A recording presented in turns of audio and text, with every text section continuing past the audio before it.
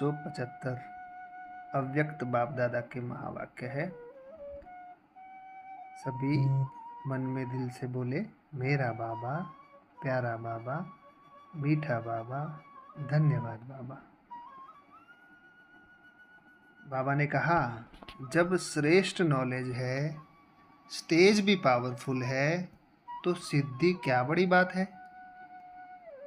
अल्पकाल वालों को सिद्धि प्राप्त होती है और सदा काल स्थिति में रहने वालों को सिद्धि प्राप्त न हो, यह हो नहीं सकता। तो यह संगठन की शक्ति चाहिए। एक ने कुछ बोला और दूसरे ने स्वीकार किया। सामना करने की शक्ति ब्राह्मण परिवार के आगे यूज नहीं करनी है। वो सामना करने की शक्ति माया के आगे यूज करनी है। परिवार से सामना करने की शक्ति यूज करने से संगठन पावरफुल नहीं होता। कोई भी बात नहीं जचती तो भी एक दूसरे का सत्कार करना चाहिए। उस समय किसी के संकल्प व बोल को कट नहीं करना चाहिए। इसलिए अब समाने की शक्ति को धारण करो। 9 दिसंबर 1975।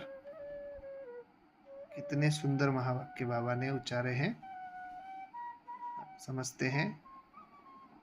जब श्रेष्ठ नॉलेज मिली है, माना ये आदि मध्य अंत का ज्ञान कहीं पर भी किसी के पास नहीं है, मतलब हमको श्रेष्ठ नॉलेज मिली है। स्टेज भी पावरफुल है, तो सिद्धि क्या बड़ी बात है। माना जो बाबा ने हम बच्चों को आत्मा की स्टेज का जो स्मृति दिलाई है, वह भी पावरफुल है। बाबा कह रहे हैं, अल्पकाल वालों को सिद्धि प्राप्त होती है और सदा काल स्थिति में रहने वालों को सिद्धि प्राप्त न हो, यह हो नहीं सकता। तो यह संगठन की शक्ति चाहिए।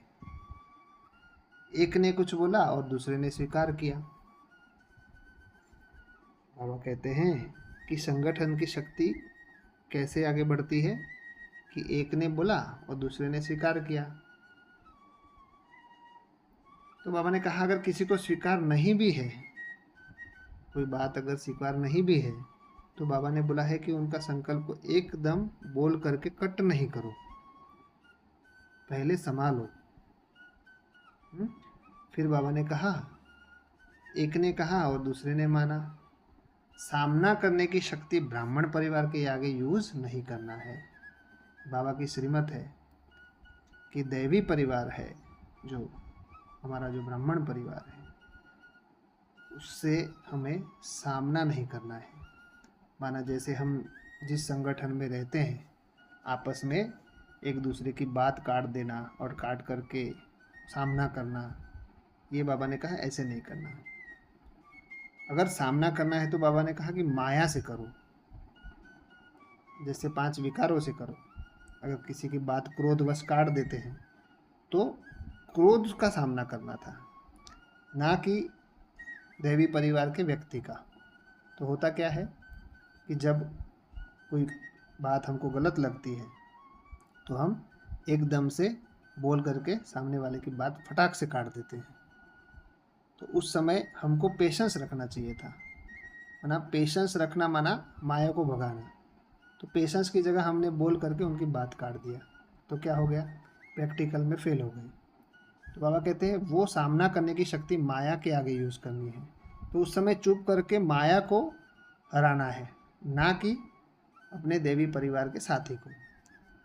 परिवार से सामना करने की शक्ति यूज करने से संगठन पावरफुल नहीं होता।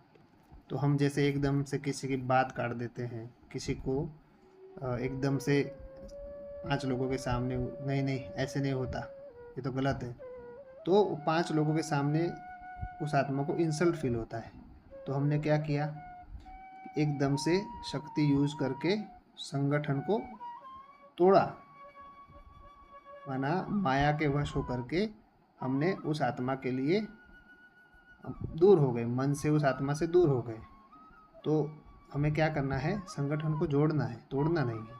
तो बाबा कहते हैं कोई भी बात नहीं जचती तो भी एक दूसरे का सत्कार करना चाहिए। अगर कोई बात आपको नहीं जच रही है तो भी ऐसे नहीं कि एकदम से बोल करके बात काट दिया, नहीं, सत्कार करना है। उस समय किसी के संकल्प व बोल को कट नहीं करना चाहिए। जिस समय वो बात चल रही है उस समय एकदम से कट नहीं करना चाहिए। आप अकेले में जा कर के बता सकते हैं कि मेरे को ये बात ऐसी समझ में आ रही है, ये मुझे ठीक नहीं लग रहा है, फिर आप बताओ। ऐसे करके हम सामने वाले के सामने बात रख सकते हैं। तो बाबा कहते हैं इसलिए अब समाने की शक्ति को धारण करो। तो जैसे समाना माना क्या, एकदम से आपके अंदर आवेश आ गया बोलने का और आपने नहीं बोला, चुप रह गए और शांत रह गए, तो मतलब आपने समा लिया।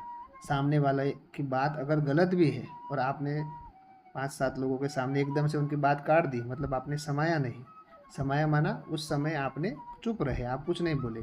फिर बाद में अकेले जा कर के आप अगर आप उनको समझाते हो, बोलते हो, तो आपने समा लिया कहेंगे।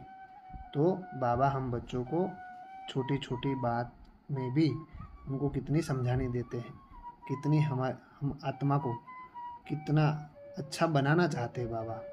ऐसा बनाना चाहते हैं कि सब लोग हम बच्चों को पसंद करें और मेजॉरिटी लोग हमारे कर्म व्यवहार से वर्तन से खुश रहे।